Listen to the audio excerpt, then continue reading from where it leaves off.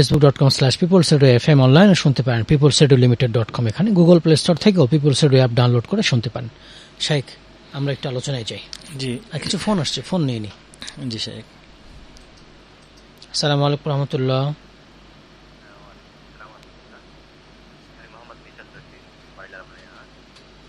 শোনা যাচ্ছে না জোরে? হ্যাঁ,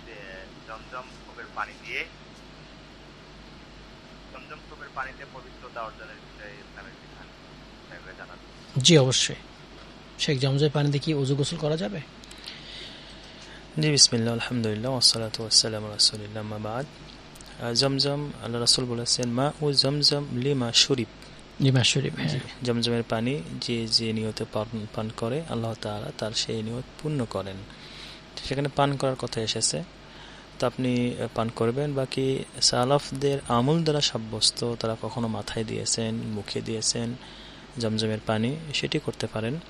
এবং যদি আপনি এমন অসুস্থ থাকেন, বিশেষ করে শায়েখ বদনজরের যে অসুস্থতা, সেক্ষেত্রে আপনি করতে পারেন। কিন্তু এমন যে না হয় যে জমজম পানিকে হেয় প্রতিপন্ন করার জন্য গোসল করা, এগুলো না। আপনি চিকিৎসা হিসেবে নিতে পারেন চিকিৎসা হিসেবে। বাকি খাওয়ার ফজিলতের কথা এসেছে, পান করার ফজিলতের কথা এসেছে হাদিসে। আসসালামু আলাইকুম রহমতুল্লাহ।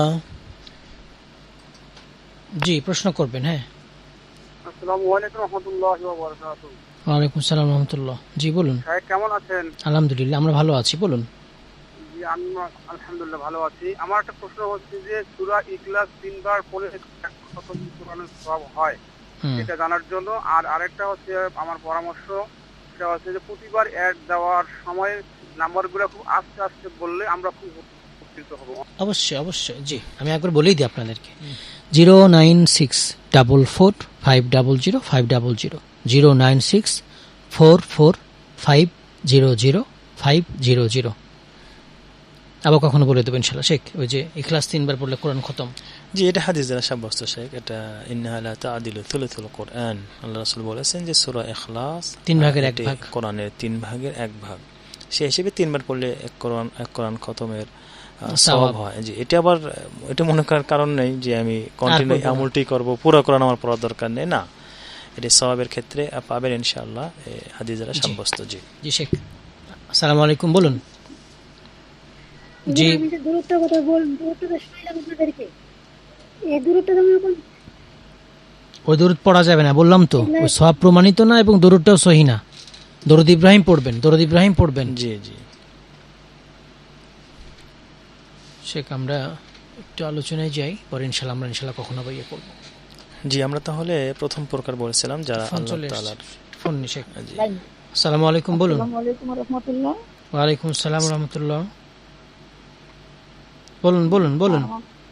আমি বলছি যে মানে আমরা জব করি, অনেক সময়তে আমাদের দুপুরের নামাজ পড়ার সময় খুব কম থাকে। তো তখন যদি আমরা 6 রাকাত নামাজ পড়ি, মানে 4 রাকাত ফরজ, 2 রাকাত সুন্নত, তাহলে কি আমাদের নামাজটা হবে কিনা? আর হচ্ছে হলো যে আবার অনেক ক্ষেত্রে 5-10 মিনিট সময় আমাদের হাতে থাকে, তখন কি আমরা ফরজ নামাজটা পড়তে পারবো? জি, সুন্দর আমাদের সাথে থাকবেন ইনশাআল্লাহ আমাদের সাথেই থাকবেন। আসসালামু আলাইকুম, বলুন। ওয়ালাইকুম সালাম হুজুর। জি, বলুন। একজনের এই জিনের সমস্যা, কি করতে পারি? জি, আমাদের সাথেই থাকবেন ইনশাআল্লাহ, আমরা পরামর্শ দিয়ে দিব। আসসালামু আলাইকুম, বলুন। জি, প্রশ্ন করবেন, বলুন। হ্যাঁ বলুন, প্রশ্ন করবেন। জি হুজুর, আমি জানতে চাচ্ছিলাম যে সূরা কাহাফ মানে শুক্রবারে কোন সময়ের মধ্যে পড়তে হবে, এটা একটু জানাবেন। জি অবশ্যই, বুঝতে পেরেছি, আমাদের সাথেই থাকবেন। শেখ, আমাদের আরেকটা প্রশ্ন ছিল, কিছু মানুষ ফরজ সালাত আদায় করে, একটু পরে আবার একটা সিজদা দেয়, বলে যে সে দোয়া করছে। এভাবে সিজদা দেওয়া কি ইসলাম সম্মত? মানে ফরজ সালাত আদায় করে আবার সিজদা দেয়, বাইরে যে একটা করে সিজদা দেয় সালাত শেষ করে? না, এই ধরনের আমল ইসলাম সম্মত নয়। আপনি দোয়া করতে চাইলে নফল সালাতে গিয়ে দীর্ঘ সেজদা করে দোয়া করতে পারেন সেজদার মধ্যে, বাকি সালাত শেষ করে আবার আলাদা সেজদা দিয়ে দোয়া করা, এটা ইসলাম সম্মত নয়। জি, আহসান। আমরা পরের প্রশ্নে যাব। আর একটা প্রশ্ন ছিল যে ওই যে শেখ, ওনার 4 রাকাত পড়েন চাকরির কারণে, কখনো 6 রাকাত পড়েন, সালাত হবে কিনা, সুন্নাহ পরে পড়া যাবে কিনা? কোন সালাতটা এটা? এশা এশা এশা জোহর আসর এগুলো হতে পারে। জোহর চাকরি তো দিনের বেলা। জি, দিনের বেলাতে। জি, সালাত ফরজ যেটি সেটি হলো আদায় করা জরুরি, করতেই হবে, না হলে মুসলিম থাকা যায় না। জি। বাকি নফল যেগুলো আছে, নফল বা সুন্নাহ, সেটির অত্যন্ত অনেক বেশি ফজিলতের কথা এসেছে। আল্লাহ রাসূল বলেছেন যে ব্যক্তি দিনে রাতে 12 রাকাত সুন্নাহ আদায় করবে তার জন্য জান্নাতের ঘর নির্মাণ করা হয়। জি জি। তো আপনি কন্টিনিউ করার চেষ্টা করবেন সুন্নাহগুলো। একান্ত যদি না পড়তে পারেন তো কোনো গুনাহ হবে না ইনশাআল্লাহ। ইনশাআল্লাহ বিদিনিল্লাহ। সে আরেকটা প্রশ্ন ছিল, এটা হচ্ছে কবলাল জুমা, এটা কি সহিহ হাদিস দ্বারা সাব্যস্ত হয়েছে? কবলাল জুমা 4 রাকাত যে পড়ে জুমার দিনে, না না, কবলাল জুমাটা সময় দেয় না, কবলাল জুমাটা সহিহ হাদিস দ্বারা সাব্যস্ত নয়। এবং এইভাবে সে সময়টা দেওয়া, এই যে এটা পাওয়া যায়, এটাও কোরআন হাদিস দ্বারা সাব্যস্ত নয়। এবং এই 3 খুতবা দেওয়া, 3 খুতবা দেওয়া, বাংলায় কথা বলা, আবার আলোচনা করা, আবার এটাও আপনার কোরআন হাদিস দ্বারা সাব্যস্ত নয়। এবং মজার ব্যাপার হচ্ছে বাংলাকে তারা খুতবা বলে না, বয়ান বলে, তখন সালাতও পড়তে দেয় না। জি, সালাতও পড়তে দেয় না, লালবাতি জ্বালিয়ে রাখে। চিন্তা করেন। জি, সে একটা গুরুত্বপূর্ণ কথা বলেছেন, যেটা একদম হাদিসের খেলাফ। জি। আল্লাহ রাসূল খুতবার সময় যদি কেউ মসজিদে ঢোকে, তারপর তাকে বলছেন আগে 2 রাকাত পড়ে তারপর বসো। আমাদের দেশে বয়ানের সময় সালাত পড়তে দেয় না, মসজিদের হক আদায় করতে দেয় না। দুঃখজনক। এবং এই ধরনের লাইট জ্বালানো জায়েজ নেই, বাধা দেওয়া জায়েজ নেই, আল্লাহর ঘরে ইবাদত করতে কাউকে বাধা দেওয়া জায়েজ নেই, কারো সুযোগ নেই এটি করার। এবং সাথে সাথে জুমার আগে যে 4 রাকাত পড়তেই হবে, এটিও দলিল সম্মত নয়। আপনি আসবেন 2 রাকাত করে পড়বেন, খুতবা শুরু হবে, বসে যাবেন। যত রাকাত পড়তে পারেন, নফল নামাজ পড়তে পারবেন, 2 রাকাতও পড়তে পারেন, 6 রাকাতও পড়তে পারেন। আর ইমাম সাহেব খুতবা দেওয়ার অবস্থায় আসলে 2 রাকাত পড়ে বসে যাবেন, তখন 2 রাকাত পড়বেন, খুতবা শুনবেন। খুতবার সময় 2 রাকাত পড়ে বসে যাবেন। তবে সালাতের শেষে হাদিস আসছে, সালাতের শেষে যদি আপনি মসজিদে আদায় করেন তাহলে 4 রাকাত আদায় করবেন, আর বাড়িতে গেলে আপনি 2 রাকাত আদায় করবেন। 2 রাকাত বা 4 রাকাত পরে, 2 রাকাত, জি, সালাতের পরে এটা। জি, পরেরটা প্রমাণিত।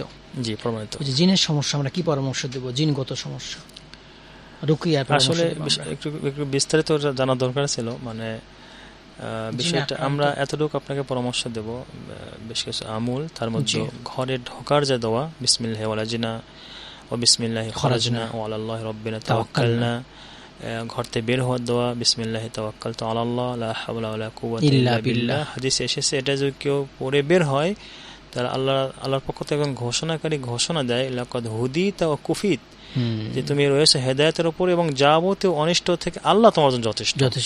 তো ঘরে ঢোকার দোয়া, বের হওয়ার দোয়া, এবং আপনার বিশেষ করে ঘুমানোর সময় সূরা ইখলাস, নাস, ফালাক পড়ে পুরো শরীরকে বন্ধ করা, আয়াতুল কুরসি পড়ে দরজা, মানে রুম বন্ধ করা, বিসমিল্লাহ বলে দরজা লাগানো, পানপাত্রগুলো বিসমিল্লাহ বলে ঢেকে রাখা, এবং সকাল সন্ধ্যার জিকিরগুলো এবং বাসায় বেশি বেশি সূরা বাকারা তেলাওয়াত করা। জি, এটা গুরুত্বপূর্ণ কথা বলেছেন, সূরা বাকারা তেলাওয়াত করা অথবা আপনি অডিওতে শোনা, এইগুলো করেন ইনশাআল্লাহ। আল্লাহ তাআলার ইচ্ছায় আপনি যে জিনের ওয়াসওয়াসা থেকে বা আক্রমণ থেকে রক্ষা পাবেন ইনশাআল্লাহ। বিশেষ করে সূরা বাকারা, এটা আমি সেই সাথে যোগ দেব, সূরা বাকারাটা আপনি চেষ্টা করবেন ঘরে চলতেই থাকবে, এটা চলতেই থাকবে। এবং যেভাবে বললেন আমাদের শেখ, সেভাবে ঝাড়ফুঁক করেন তাকে, সূরা ফাতিহা পড়ে ঝাড়ফুঁক করতে পারেন। আর ইখলাস, ফালাক, নাস এগুলো তো আছে, সকাল বিকাল 3 বার করে পড়বেন, রাতে ঘুমানোর সময় 1 বার করে পড়বেন। তার মাথা, মুখমণ্ডল, সব শরীর মাসাহ করে দিবেন, হাদিসে এসেছে এগুলো মাসাহ করে দিবেন, একদম পায়ের পাতা মাসাহ করবেন, এগুলো করবেন ইনশাআল্লাহ। আর আল্লাহর ভরসা রাখবেন, তাকদীরের বাইরে কিছুই হবে না। আল্লাহ তাআলা দেখছেন সবকিছু, আল্লাহ জ্ঞানের মধ্যে রয়েছেন, আল্লাহ তাআলা পরীক্ষা করছেন। এই তো দোয়া করতে থাকবেন, আল্লাহ হেফাজত করেন, আপনাকে হেফাজত করুন, এবং আপনার করুন, কি বলে শেফার জন্য দোয়া করতে থাকবেন, আল্লাহ তাআলার কাছে দোয়া করতে থাকবেন। সে কারণটা প্রশ্ন ছিল আমাদের, শুক্রবারে সূরা কাহফ কখন পড়বে? যে আমাদের শুক্রবার মানে জুমার দিনটা শুরু হয় কিন্তু বৃহস্পতিবার মাগরিব থেকে নিয়ে শুক্রবার সূর্যাস্ত মাগরিব পর্যন্ত, সূর্যাস্ত পর্যন্ত, তার ভিতরে আপনি যে কোনো সময় পড়তে পারবেন আপনার সুবিধা মতো। এমন যদি হয় যে হয়তো এখন 1 পৃষ্ঠা পড়েছেন, বাকি 1 পৃষ্ঠা পরে পড়লেন, সেইভাবে আপনি পড়তে পারেন। আপনি কন্টিনিউ বসে পুরোটা একবার শেষ করতে হবে এমনও নয়, আপনি সুবিধা মতো এই জুমার যে টাইমটুকু, এই টাইমের ভিতরে পড়ে নেবেন ইনশাআল্লাহ। সেটা মাগরিবের বৃহস্পতিবার মাগরিব থেকে নিয়ে শুক্রবার সূর্যাস্ত পর্যন্ত।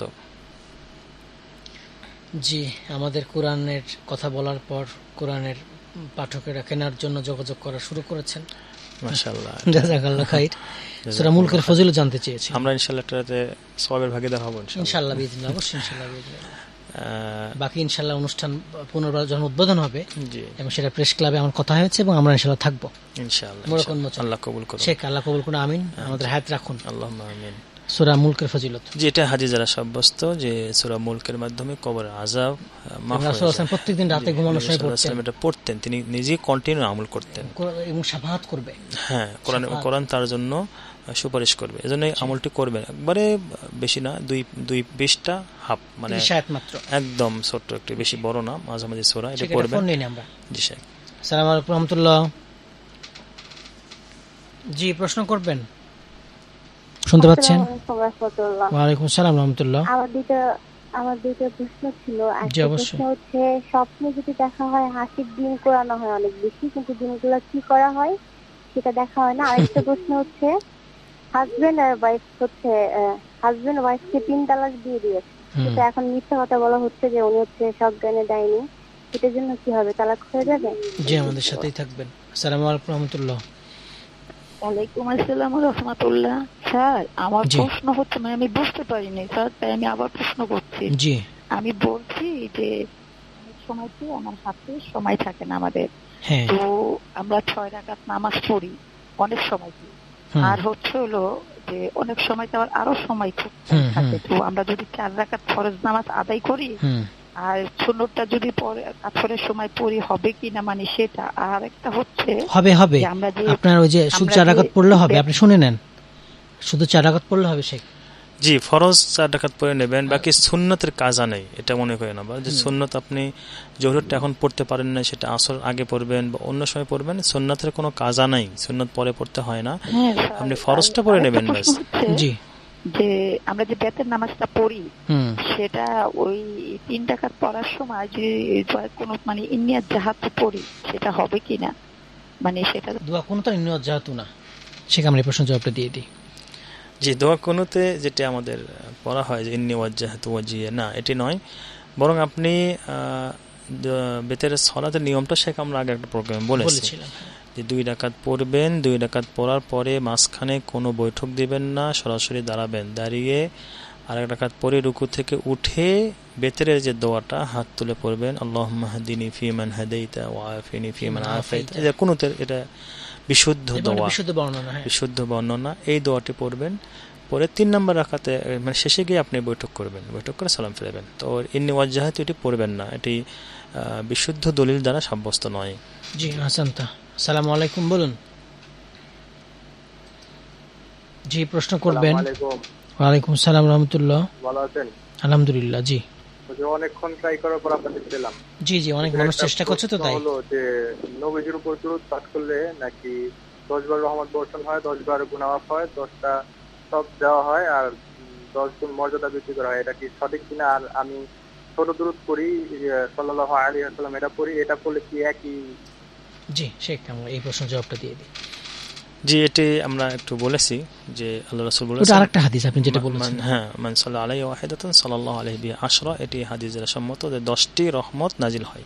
আপনি যেটা বলেছেন সেটাও হাদিস দ্বারা সম্মত যে 10টি গুনাহ মাফ হয়, 10টি রহমত হয়, 10টি মর্যাদা বাড়ানো হয়, হ্যাঁ 10টি গুনাহ করা হয়, এটিও হাদিস দ্বারা সাব্যস্ত, এটি আমল করবেন। আর আপনাকে একটু বলবো যে শুধু সাল্লাল্লাহু আলাইহি সাল্লাম এটি আমরা বলতে পারি নবী সাল্লাল্লাহু আলাইহি সাল্লামের নাম শুনলে সংক্ষেপে বলতে পারি, এছাড়া অন্য সময় শুধু সাল্লাল্লাহু আলাইহি সাল্লাম বলবেন না, অন্য সময় হ্যাঁ দরুদ ইব্রাহিম পড়বেন, অন্য সময় দরুদ ইব্রাহিম পড়বেন, আপনি কাজের মধ্যে আছেন দরুদ ইব্রাহিম পড়বেন।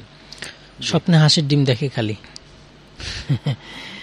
আসলে স্বপ্নের বিষয় ব্যাখ্যা করি না, স্বপ্নের বিষয়টা হলো বড় একটি বিষয়, তো এখানে অনেক কিছু জানার বিষয় আছে। সেটি হলো যে যিনি দেখেছেন তিনি কি বিবাহিত, অবিবাহিত, বিদ্যা টোটালি, জি, তার কি অবস্থা, তারপর তিনি ছেলে না মেয়ে, কুমারী, অনেক বিষয় আছে, এজন্য বিস্তারিত দরকার। আমার মনে হয় আমাদের যিনি আছেন তার সাথে আপনারা ব্যক্তিগত যোগাযোগ করে নেবেন এবং এর বিস্তারিত জানতে হবে। আমি স্বপ্নের উপর কয়েকটা খুতবা দিয়েছি শেখ, এর বিস্তারিত জানতে হবে যে আপনার পরিস্থিতি কেমন, এবং স্বপ্নের ব্যাখ্যাগুলো অথেন্টিক হয় না। জি, যারা বলেন তার অনুমান করে, জ্ঞানসম্মত অনুমান নির্ভর বলেন, কিছুটা মিলতে পারে, কিন্তু অভিজ্ঞতার লোক ওটাই যে সঠিক এটা কিছু নয়। তবে একটা আমরা হাদিস থেকে এতটুকু আমি বলে যাই, সব থেকে বলে থাকি অনুষ্ঠানগুলোতে, যে ভালো স্বপ্ন আল্লাহর পক্ষ থেকে আসে, আপনি আল্লাহ প্রশংসা করতে পারেন, তারপরে প্রকাশ করতে পারবেন, হ্যাঁ এটা। আর হচ্ছে খারাপ স্বপ্ন এটা গোপন করবেন, প্রকাশ করবেন না, পার্শ্ব পরিবর্তন করবেন, আউযুবিল্লাহি মিনাশ শাইতানির রাজিম বলবেন, 3 বার সামান্য থুতু ফেলবেন, এগুলো আসছে, জি বাম পাশে, হ্যাঁ এগুলো আসছে। তো এগুলো আপনি বুঝতে পারবেন কোনটা ভালো হ্যাঁ, কোন ভালো বুঝতে পারবেন, আল্লাহর শুকরিয়া করবেন। জি সে আমরা তো আজকে আলোচনা করতে পারবো না এত ফোনটা। আসসালামু আলাইকুম ওয়া রাহমাতুল্লাহ। আসসালামু আলাইকুম। ওয়া আলাইকুম আসসালাম ওয়া রাহমাতুল্লাহ। বলুন। মোহাম্মদ ওসমান গনি মিরপুর থেকে। জি, আমার দুইটা প্রশ্ন। একটা হইলো যে স্বামী মারা গেছে, একটা ছেলে আছে, সে যদি আর বিয়ে না করে তার কোনো গুনাহ হবে কিনা।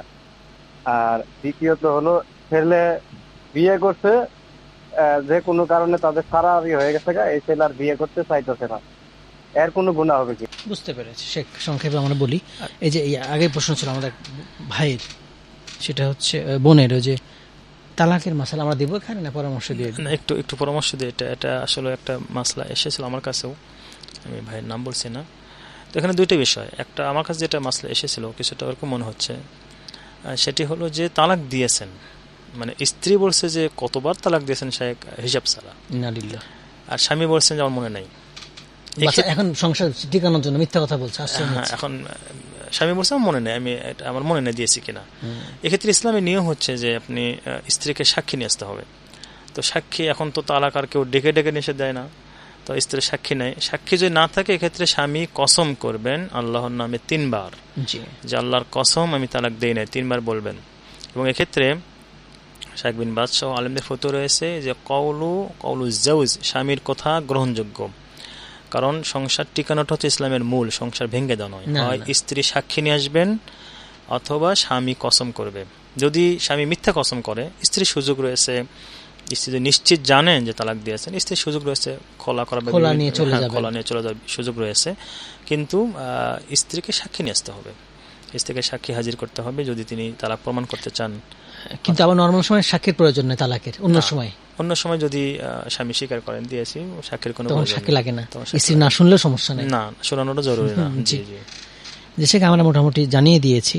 আর একটা ব্যাপার হচ্ছে যে অনেকে মিথ্যা আশ্রয় নেই, হ্যাঁ সংসার টিকানো, রাগ চলে যায় তখন বলে যখন সংসার ভেঙে যাচ্ছে তখন সে আশ্রয় নেই, কবিরা গুনাহ জানার গুনাহ হতে থাকবে, জানার গুনাহ হতে থাকবে।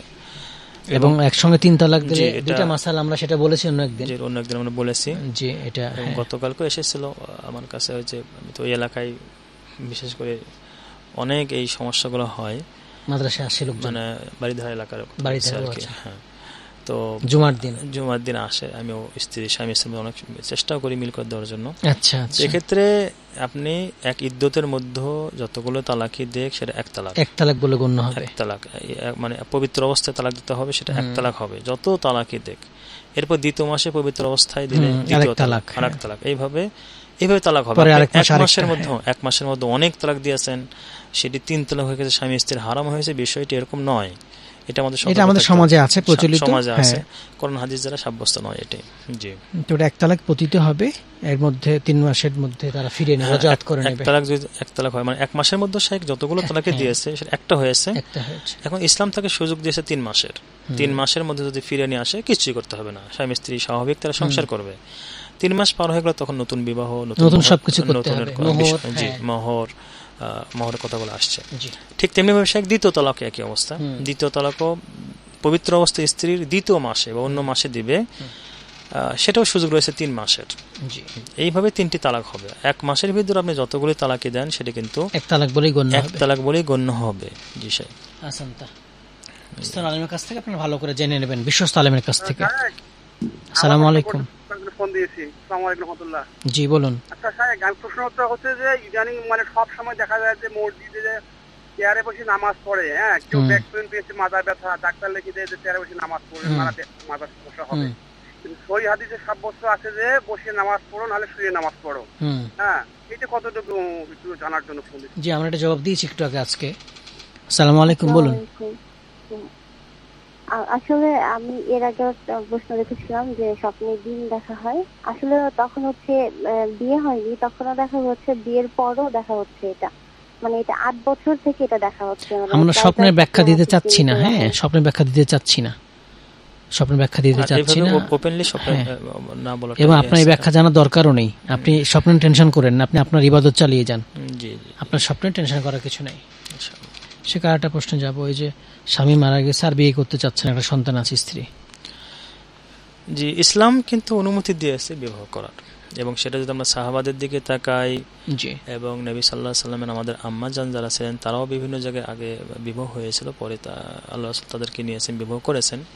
এটি ইসলামে কোনো দোষণীয় বিষয় শেখ নয়, এটি কিন্তু ইসলামে বরং আমরা মনে করি যে বরং সেই বোনের সেফটির জন্য দরকার দ্বিতীয় বিবাহ করা। এখন তিনি যদি এই ইচ্ছা করেন যে আমি আমার সন্তান লালন পালন করা বা আমার স্বামীর সাথে জান্নাতে থাকা, কারণ হাদিস দ্বারা প্রমাণিত যে শেষ স্বামীর সাথে জান্নাতে থাকবে, তাহলে তিনি যদি নিজেকে সেভ করতে পারেন, গুনাহ থেকে বাঁচতে পারেন, তাহলে অনুমতি থাকতে পারবেন, অনুমতি আছে, খারাপ কিছু নয়, এটি খারাপ কিছু নয়, তবে এটা কঠিন কাজ, কিন্তু অনেক কঠিন কাজ। আমাদের সমাজগুলোতে নিরাপত্তার বিষয়, বাজারঘাটের বিষয় আছে, বা খারাপ চোখে দেখে, তারপরে নিরাপত্তার বিষয় আছে। এই জীবনে গিয়ে শুধু মানে যৌন বিষয় না, সেই জীবনে একাকিত্ব তখন প্রয়োজন, বিশেষ করে সে এটা হয়তো শেষ বয়সের দিকে সেটা আরো মানে প্রকট আকার ধারণ করতে পারে, যখন আপনি একাকী হয়ে যাবেন।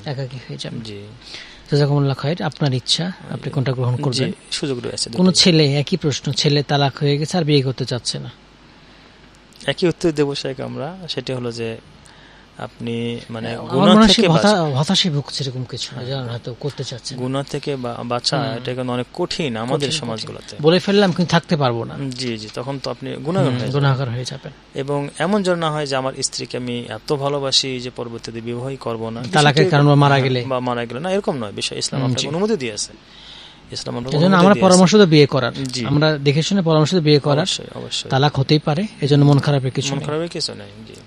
মসজিদে চেয়ারে বসে সালাত পড়া অসুস্থ হলে, এটা বলে আমরা একটা বিরতি বসে, ওটা আমরা একটু উত্তর দিয়েছি যে আল্লাহ রাসূল বলেছেন যে তুমি দাঁড়িয়ে সালাত আদায় করো, যদি দাঁড়িয়ে সালাত আদায় করতে না পারো তখন বসে করবে, সেটাও সম্ভব নয় তখন শুয়ে করবে। তো মসজিদে যদি চেয়ার রাখা হয় এবং আসলে যারা অসুস্থ দাঁড়িয়ে সালাত আদায় করতে পারেন না, তারা মসজিদের চেয়ারে বসে সালাত আদায় করতে পারবেন, ইসলামে কোনো সমস্যা নেই ইনশাআল্লাহ। কিন্তু এটা একটু দুঃখজনক হয় যে যখন আমরা দেখি যে সব কাজ বাহিরে হচ্ছে, হাঁটা চলা বাজারঘাট সব হচ্ছে, মসজিদে এসে চেয়ারে বসছে, এটা যেন না হয়, এটা যেন না হয়। একটু মনে রাখবেন যে দাঁড়িয়ে সালাত আদায় করাটা সক্ষম ব্যক্তির জন্য ফরজ, রোকন। যারা সক্ষম রয়েছে তারা দাঁড়িয়ে সালাত আদায় করবেন, না হলে তিনি চেয়ারে বসে আদায় করতে পারেন, জায়েজ রয়েছে। হাসান তো শেখ, আমরা একটা ছোট্ট বিরতি নেব, ইনশাআল্লাহ একটু পরে ফিরে আসবো। বন্ধুরা, আপনারা শুনছেন পিপলস রেডিও 91.6 FM, চলছে শরিয়া চেম্বার।